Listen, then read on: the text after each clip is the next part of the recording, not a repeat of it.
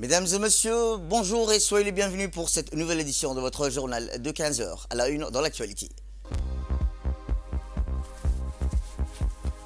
À la une dans l'actualité nationale, le chef de l'État, son Excellence Ismaël Merguele, est arrivé à Libreville pour participer à l'investiture du président élu qui s'est tenue aujourd'hui au Gabon. Et dans l'actualité internationale, direction le Proche-Orient, le carburant est rationné et les hôpitaux manquent d'unités de sang. C'était les titres, merci si vous le rejoignez. Eh bien, je vous le disais, à la une, le chef de l'État, son Excellence Ismaël Merguele, est arrivé hier après-midi plutôt, à Libreville, capitale du Gabon, pour prendre part à la cérémonie d'investiture du président élu Brice Clotaire Oligui Nguema. À son arrivée hier à l'aéroport international Léon Mba à Libreville, il a été accueilli chaleureusement par le président élu, M. Oligui Nguema, et de hauts responsables de ce pays. Rappelons que le nouveau président gabonais a été élu le 12 avril dernier avec 94,85% des suffrages. La cérémonie d'investiture du nouveau président gabonais s'est tenue aujourd'hui au stade de l'Amitié à Gonjo dans le nord de Libreville.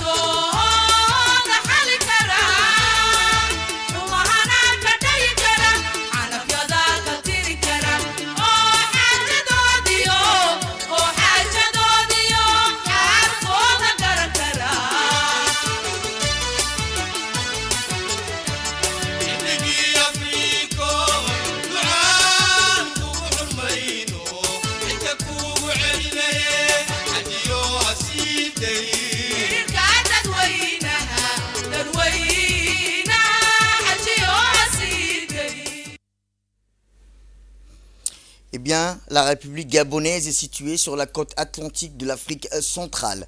Rappelons qu'elle s'étend sur plus de 267 000 km² et compte environ 2,5 millions d'habitants.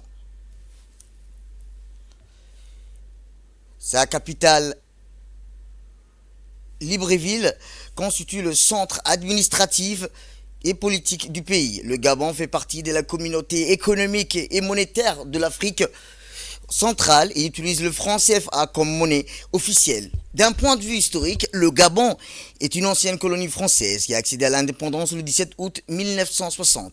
Le français demeure la langue officielle. Sur le plan administratif, le Gabon est divisé en 9 provinces et une cinquantaine de départements. Tous les responsables locaux, gouverneurs, préfets, sous-préfets sont nommés par le président de la République, illustrant ainsi une forte centralisation du pouvoir exécutif. Sur le plan économique, le Gabon repose principalement sur ses industries extractives, notamment le pétrole, le manganèse et le bois. Ces secteurs ont permis d'élever le produit national brut par habitant à environ 4 fois la moyenne des pays d'Afrique subsaharienne. Cette croissance a constitué à une réduction significative de la pauvreté au sein des larges pans de la population, bien que des défis sociaux persistent.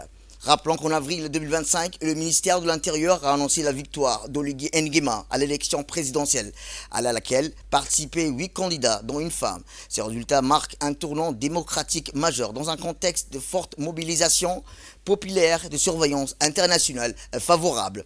Dernièrement, l'Union africaine a levé la suspension du Gabon, saluant l'engagement du pays en faveur d'une transition pacifique.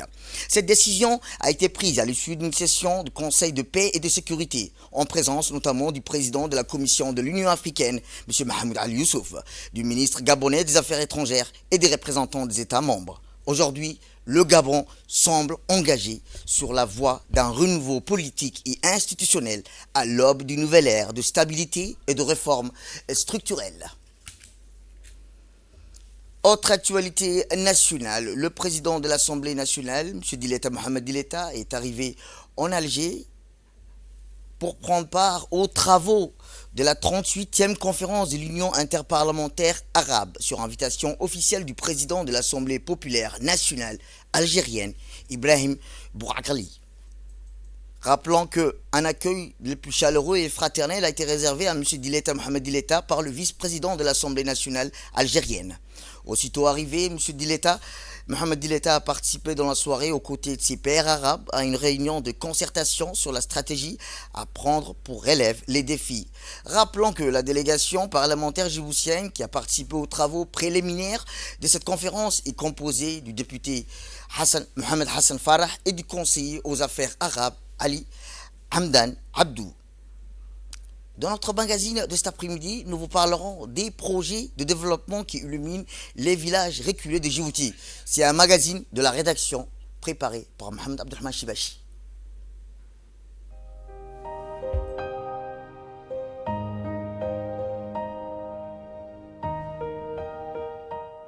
Dans les zones reculées de la République de Djibouti, loin des centres urbains et des infrastructures modernes, des communautés luttent quotidiennement pour accéder à l'eau potable, à l'éducation et à des services de base.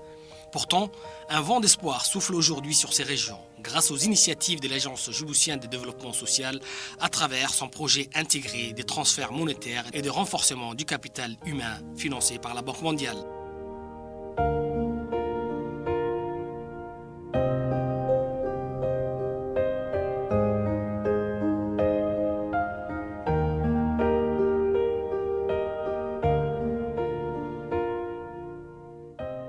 La DDS a entrepris une véritable révolution portée par les développements conduits par la communauté DCC.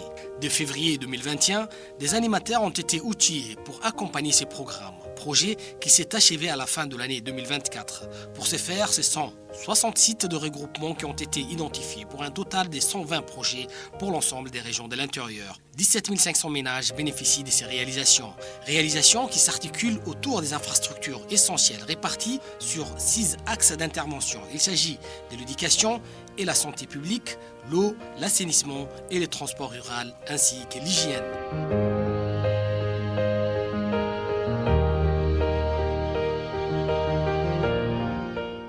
cœur de ces projets la construction des locaux communautaires modernes.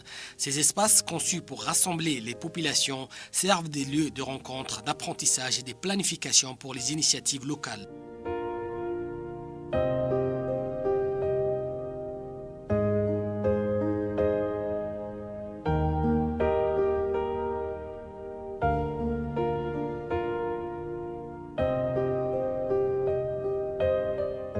Mais les défis les plus pressants restent l'accès à l'eau. Dans un pays où la sécheresse est une réalité quotidienne, l'ADDS a mis en place des ouvrages hydrauliques innovants. Des puits, des citernes enterrées allant de 30 à 100 mètres cubes pour garantir une ressource vitale à des milliers de familles.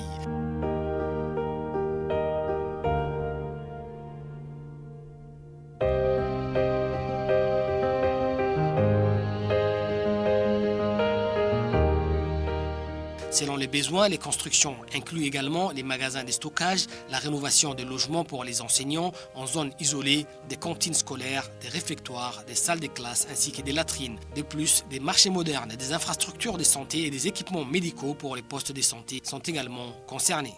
Ces infrastructures ne changent pas seulement les conditions de vie, elles transforment aussi les pratiques agricoles, permettant aux communautés de cultiver des terres autrefois infertiles et de développer des activités génératrices de revenus. Le projet ne se limite pas aux infrastructures, il inclut un volet essentiel, le renforcement du capital humain.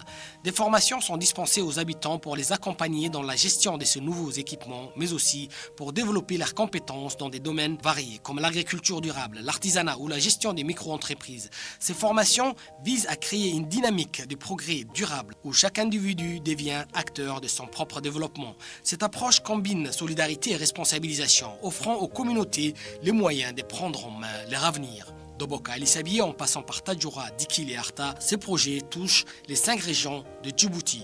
Partout, les résultats sont tangibles. Des villageois mieux équipés, des populations plus autonomes et un espoir renouvelé. Grâce au ministère des Affaires sociales et des Solidarités à travers l'ADDS et au modèle du DCC, ces zones reculées deviennent des modèles de résilience et de développement inclusif. Le projet intégré des transferts monétaires et de renforcement du capital humain est plus qu'une simple série de réalisations techniques. C'est une vision d'un Djibouti uni, où chaque citoyen, même dans les zones les plus isolées, a sa place dans le développement national.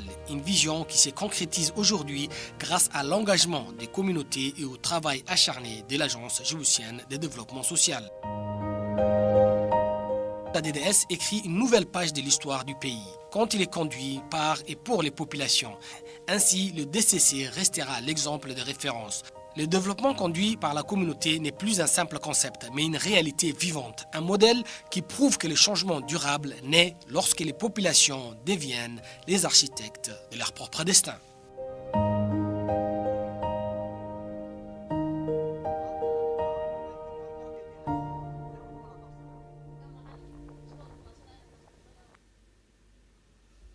Autre actualité nationale dans ce 15 heures, c'est aussi le centre de formation de l'éducation nationale Omar Guelleh Ahmed qui a accueilli une conférence en langue arabe animée par 2 éminents chercheurs, à savoir Dr Hassan Othman Sougal et Dr Mahmoud Mohamed Abdi, sous le thème La réalité et la langue arabe à Djibouti. Défis actuels, perspectives d'avenir. Cet événement a souligné l'importance de la langue arabe et de sa culture dans le pays. La conférence s'est déroulée en présence de la directrice générale du centre, Mme Nima Hassan, ainsi que de l'inspecteur arabe et des responsables du service arabe du ministère de l'Éducation nationale et de la formation professionnelle. Rappelons que des enseignants et élèves des établissements arabes de Djibouti étaient également présents, témoignant de l'intérêt croissant pour le sujet. Les intervenants ont exploré le développement de la langue arabe dans un cadre historique tout en analysant son rôle dans les domaines religieux, linguistiques, économiques. Ils ont également mis en lumière la volonté politique de promouvoir la langue arabe et les initiatives mises en place par le MENFOP pour renforcer son enseignement. À l'issue de la conférence, les 2 chercheurs ont répondu aux questions du public. Enthousiastes, évidents, les enjeux futurs de la langue arabe. Cet événement a marqué une étape significative dans la promotion de la langue arabe et de sa culture au sein de la société.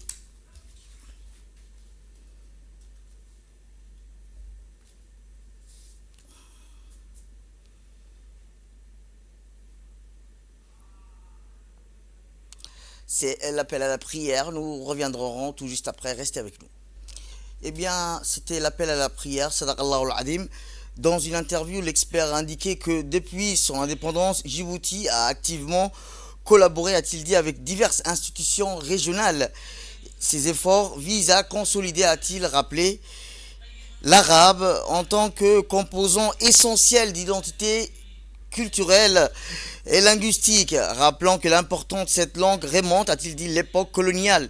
Le premier traité entre les colons français et les locaux djiboutiens fut rédigé en arabe, témoignant de son rôle historique dans les échanges et les négociations aujourd'hui, à travers l'éducation, les partenariats culturels, les initiatives linguistiques. Djibouti réaffirme son attachement à la langue arabe comme pilier de son héritage et de son avenir.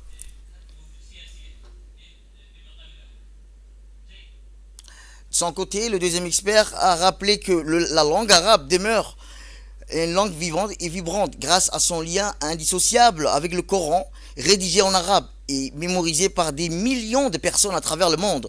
Cette langue sacrée, unité les croyants et transcende les générations, percevant son essence dans le cœur et les esprits de plus d'1,5 milliard de locuteurs qui l'utilisent comme langue maternelle ou seconde langue arabe, qui joue un rôle central dans la communication, la culture et les sciences, et sa richesse linguistique et sa portée universelle, garantissant sa pérennité et son importance dans le monde contemporain. On reste toujours dans le domaine éducatif où, dans le cadre de la conférence des ministres de l'éducation des États et gouvernements de la francophonie, la République de Djibouti a récemment lancé dans toutes les régions et la capitale une évaluation nationale indépendante du programme d'analyse des systèmes éducatifs de la PASEC. Cette initiative vise à renforcer la qualité de l'éducation et à garantir que les élèves acquièrent les compétences nécessaires pour répondre aux défis du XXIe siècle.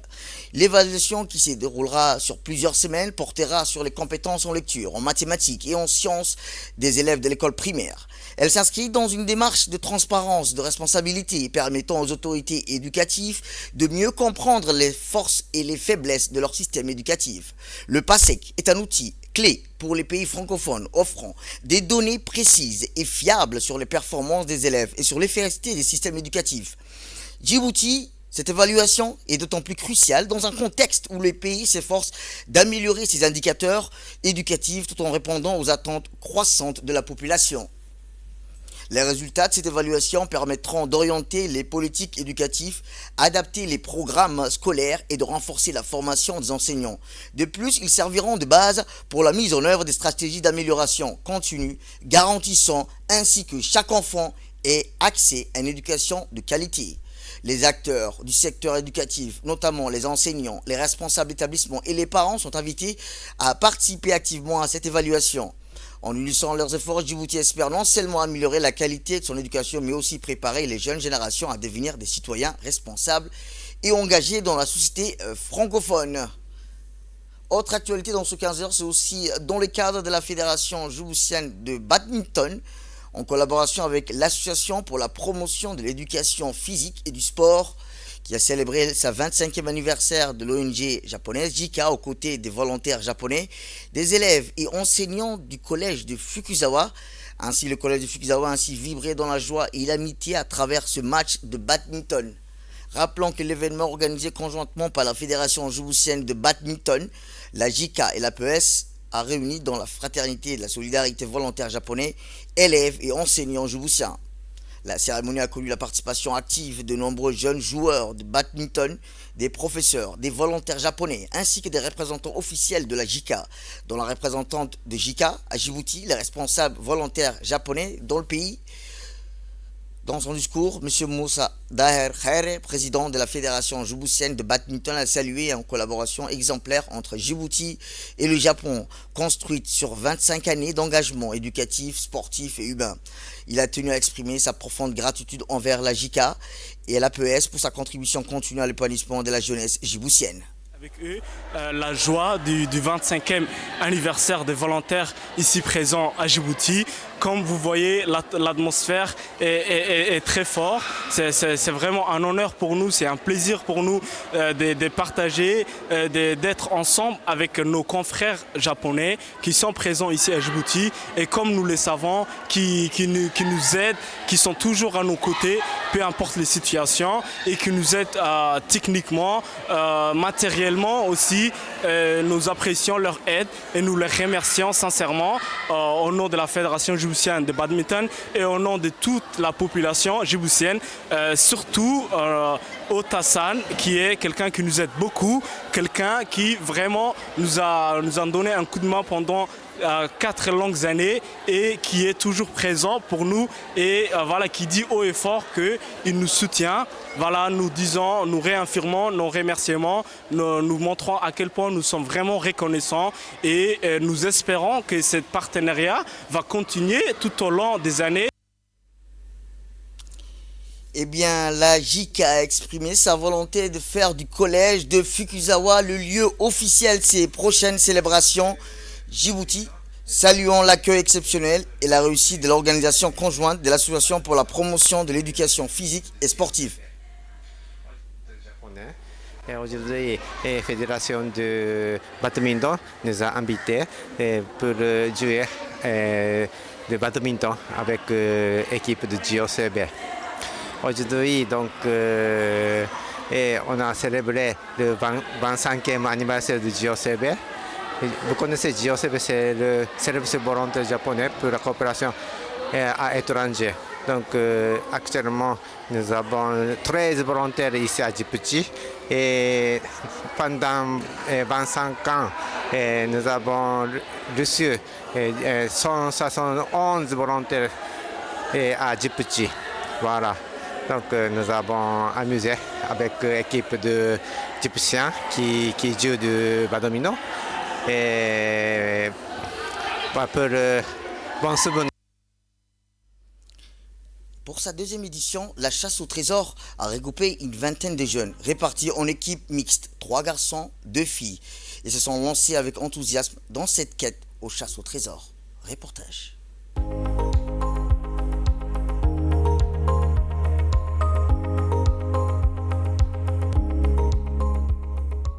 Pour sa deuxième édition, la chasse au trésor, organisée par le secrétariat chargé des sports, a trouvé son cadre idéal. Godoria, un site touristique au décor idyllique où mer, mangrove et soleil composent un paysage aussi époustouflant qu'accueillant. Une vingtaine de jeunes répartis en équipes mixtes, 3 garçons et 2 filles, se sont lancés avec enthousiasme dans cette quête découvrant au paysage l'un des plus beaux joyaux naturels de Djibouti. Émerveillés par le calme et la beauté des lieux, nombreux ont souligné leur chance de pouvoir explorer ce site exceptionnel. Au-delà du défi sportif et ludique, l'événement a été une occasion unique de rencontrer un partage venu de 4 coins du pays. Les participants ont tissé des liens, renforçant la cohésion sociale et l'unité nationale. Le parcours a mis à l'honneur des valeurs essentielles, persévérance, citoyenneté, respect de la nature. Autant d'enseignements que les jeunes répartent avec marque cette expérience collective.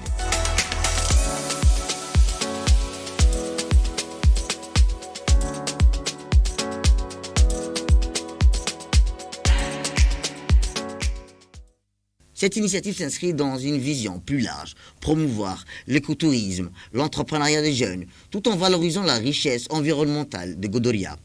Avec ses 8000 hectares de mangroves, la plus vaste de Djibouti, ce labyrinthe de canaux, de partuviennes, abrite une biodiversité foisonnante, témoin d'une histoire millénaire, comme en atteste la découverte d'une citerne romaine vieille de 2000 ans. Si une équipe s'est distinguée par son intelligence et sa ténacité, tous les participants répartent grandis, riches et souvenirs des nouvelles amitiés. Le succès de cette édition est le fruit d'une collaboration efficace entre le secrétariat au sport et le ministère du Commerce et du Tourisme, la Garde-Côte, la Marine nationale et les autorités locales d'Obok. Une belle vitrine pour le potentiel touristique et entrepreneurial de Djibouti qui contribue activement au développement local tout en inspirant la jeune génération.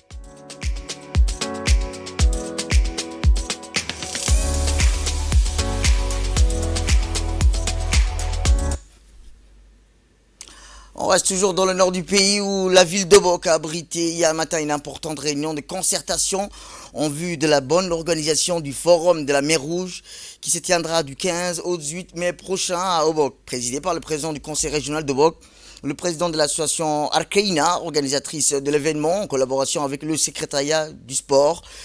Elle avait pour objectif de mobiliser les forces vives de la région afin de garantir le succès de ce forum d'envergure nationale et régionale. Rappelons que la réunion a rassemblé une diversité d'acteurs locaux, des anciens, des jeunes, des leaders associatifs ainsi que de nombreuses femmes engagées, tous unis autour de la volonté comme de faire de cet événement une véritable réussite.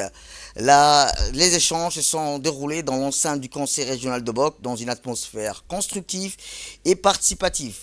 Cette concertation s'inscrit dans la continuité de la réunion d'information tenue la semaine dernière au Palais du Peuple, marquant ainsi une étape clé dans la mobilisation générale autour de ce forum.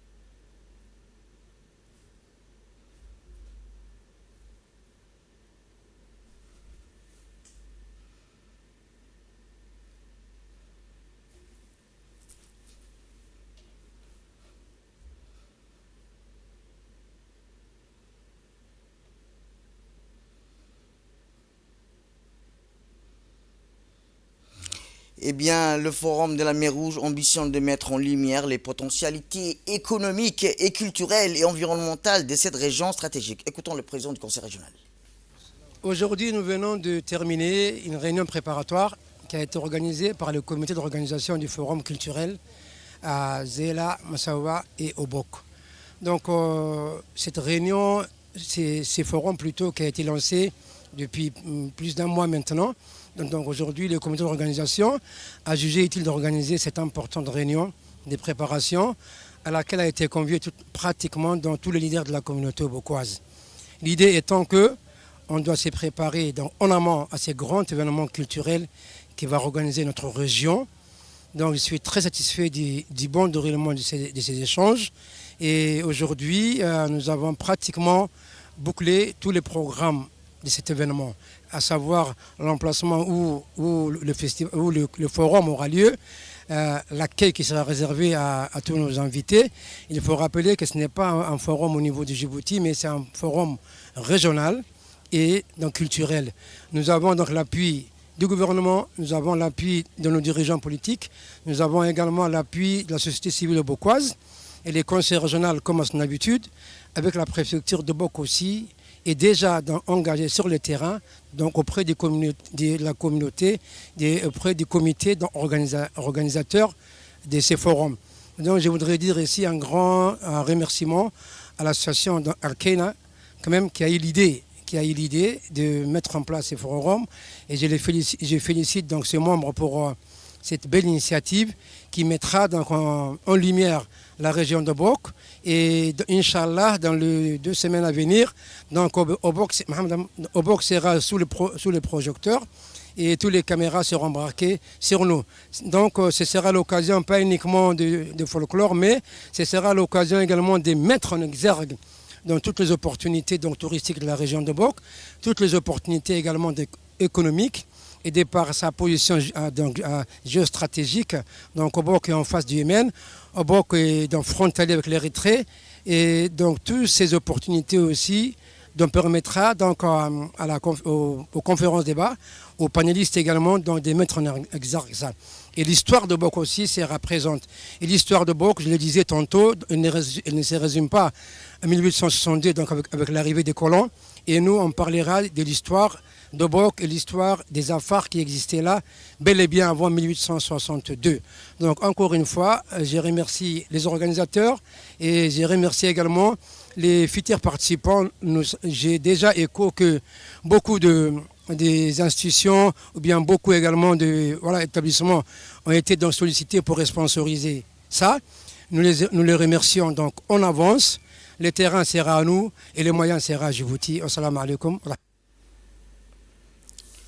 Du nord, on repasse vers le sud du pays où le stage d'initiation à l'arbitrage organisé par la Fédération nationale de football d'Ali Sebier s'est officiellement clôturé mercredi au centre de développement communautaire. Rappelons que ce stage dédié à la formation des jeunes arbitres a rassemblé 25 participants issus de la région, tous passionnés par le ballon rond. La cérémonie de clôture s'est déroulée en présence du deuxième adjoint du préfet, Omar Idriss Sougui, le président de la Ligue régionale de football, Djibril Omar Houch, ainsi que le sous-directeur régional du ministère de la Jeunesse et de la Culture, Hassan Ahmed Elmi. Durant les 5 jours, les jeunes stagiaires ont bénéficié d'une formation théorique et pratique encadrée par des arbitres expérimentés, leur transmettant les fondamentaux des règles du jeu, les techniques d'arbitrage, les valeurs de l'éthique sportive. Rappelons que ce stage marque une étape importante dans la stratégie de la fédération visant à renforcer les capacités locales en arbitrage et à promouvoir la relève dans ce domaine essentiel. Lors de son intervention, le deuxième adjoint du préfet Omar Idriss Sougui a rappelé l'importance d'un tel stage pour la jeunesse d'Ali Sebier. Il a insisté sur l'impact positif de cette formation qui offre aux jeunes de nouvelles perspectives dans le domaine du sport, tout en louant l'engagement de la fédération pour avoir porté cette initiative en région. Il a également adressé ses remerciements aux organisateurs pour leurs efforts et leur professionnalisme. De là, nous passons à ce qui domine dans l'actualité internationale. Eh bien, je vous le dis dans le titre, l'agence de coordination de l'aide de l'ONU a déclaré que Gaza est sur le point de manquer de carburant et que les hôpitaux manquent d'unités de sang, alors que les dernières violences de la guerre ont fait de nombreuses victimes. Rappelons que selon les membres du Bureau de coordination des affaires humanitaires de l'ONU, Gaza est en ruine à cause de la guerre qui a commencé. Rappelons qu'ils s'expriment par vidéo depuis la ville de Gaza. Depuis le 2 mars, aucune aide humanitaire n'est autorisée à entrer dans le territoire palestinien où vivent 2,4 millions de personnes. C'est tout pour cette édition. Merci à vous de nous avoir suivis. Restez avec nous pour la suite de notre programme télévisé. Le programme continue sur Télé Djibouti. Restez avec nous.